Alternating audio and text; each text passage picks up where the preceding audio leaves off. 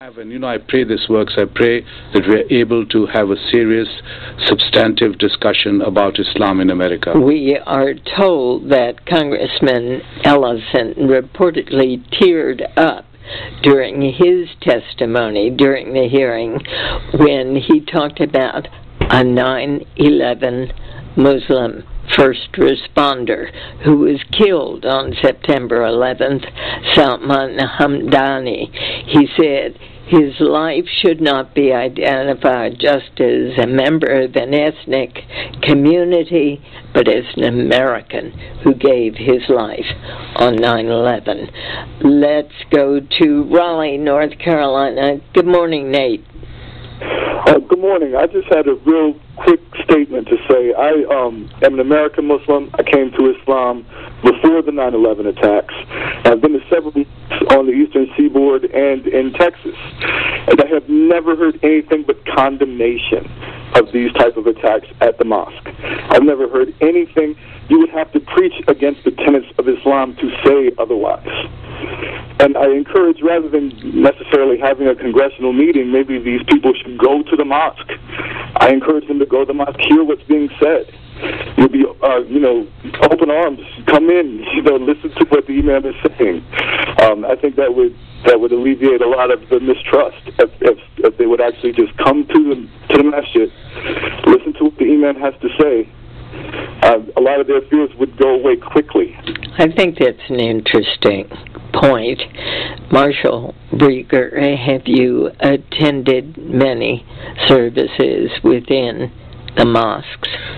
Well, I've been to a number of services. I don't know about many, and I'm always impressed by the piety and the authenticity of the people. Let me just say this. I think this conversation that's going on is really not about the extent of Muslim radicalization, which it should be about. It's really about the place of Islam in American society. And we've seen American society expand from being a Protestant country before World War II to being a Judeo-Christian country after World War II, and to beginning to include Islam as an Abrahamic faith. And then we now have this huge pullback and reconsideration. And I think that's what is the subtext to this conversation, even though I also think that the discussion of Muslim radicalization is very important. But people are not shouting about that. What they're really shouting is that they have some view about the place of Islam in America.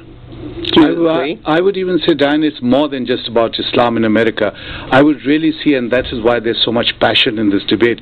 This is a debate really about American identity. What does it mean to be an American? Because at the heart, and Keith Ellison, I know him, he's a friend of mine, and I can understand why he was moved to tears this morning. He's a passionate American. He believes in the founding fathers, in the Constitution, in this country. He's also a passionate Muslim.